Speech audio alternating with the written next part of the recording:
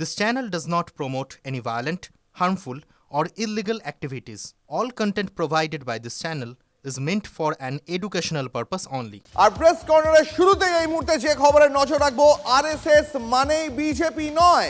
কলকাতায় সংঘের অনুষ্ঠানে কথা বললেন মোহন ভাগবত। আপনাদের আরো একবার জানিয়ে রাখবো, এই মুহূর্তের বড় খবর, আরএসএস মানেই বিজেপি নয়।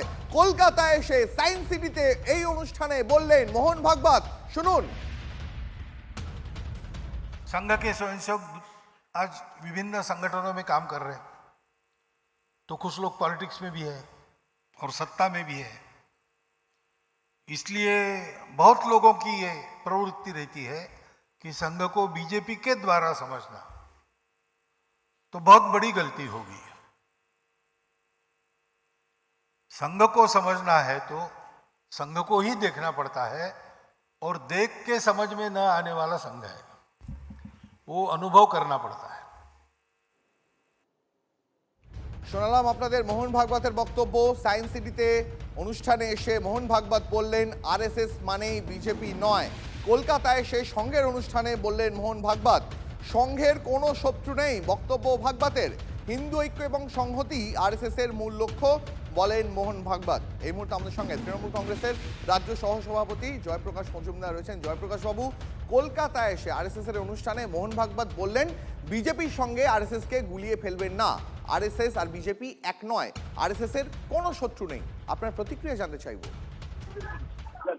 না, সব থেকে বড় কথা, এই গিরগিটির মতন বারবার রং বদল করতে হয় যখন আরএসএস কে, সেটাই তো সব থেকে সন্দেহজনক। যে কোনো মানুষকে জিজ্ঞেস করুন, আরএসএস মানে বিজেপি আর বিজেপি মানে আরএসএস।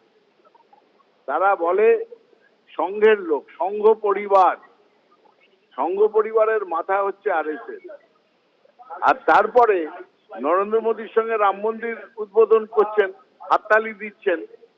বাংলা দখলের কথা নরেন্দ্র মোদী বলছে, আরএসএস ও বলছে। আর এই আরএসএস 1948 সালে মহাত্মা গান্ধীকে খুন করার পরে তারা মুচলেখা দিয়েছিল এবং নিজেদের এই আরএসএস এর সংবিধান নতুন করে তৈরি করেছিল যে আমরা কোনোদিন রাজনীতির সঙ্গে সংযুক্ত হব না। কিন্তু বলুন তো, গত 10 বছর ধরে আরএসএস রাজনীতি ছাড়া আর কি কাজ করেছে? কোন সমাজ সেবাটা করেছে? পেছন থেকে রাজনীতিকে কন্ট্রোল করেছে। আজকে আরএসএস এর মতামত ছাড়া বিজেপির কেউ কোনো পদে বসতে পারে না। আর পরে বলছেন আরএসএস মানে বিজেপি নয়। এই গিরগিটির মতন যে রং বদল করা আরএসএস এর এখন নতুন একটা ভঙ্গি, বিজেপি যে দোষ বা যেগুলো সেগুলো কাঁধে নেব না, কিন্তু পেছন থেকে কন্ট্রোল করব। এরা আরো অনেক ভয়ানক, এরা গর্তের মধ্যে লুকিয়ে থাকা সাপ। ধন্যবাদ জয়প্রকাশ বাবু আপনার প্রতিক্রিয়ার জন্য। সঙ্গীত শিল্পী লগ্নজিতাকে গান গাইতে বাধা, হেনস্থা, অবশেষে গ্রেফতার অভিযুক্ত স্কুল মালিক মেহবুব মল্লিক।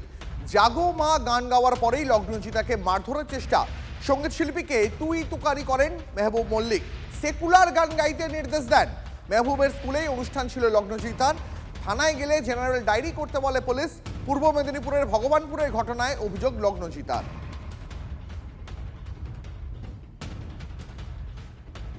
ছবি দেখাচ্ছি আপনাদের। সঙ্গীত শিল্পী লগ্নজিতাকে গান গাইতে বাধা, হেনস্থা, অবশেষে গ্রেফতার অভিযুক্ত স্কুল মালিক মেহবুব মল্লিক। জাগো মা গান গাওয়ার পরেই লগ্নজিতাকে মারধরের চেষ্টা, সঙ্গীত শিল্পীকে তুই তুকারি করেন মেহবুব মল্লিক। সেকুলার গান গাওয়ার নির্দেশ দেন। এই মেহবুবের স্কুলেই অনুষ্ঠান ছিল লগ্নজিতার। লগ্নজিতা জানিয়েছেন, থানায় গেলে পুলিশ জেনারেল ডায়েরি করতে বলে। পূর্ব মেদিনীপুরের ভগবানপুরে এই অভিজ্ঞতা লগ্নজিতার।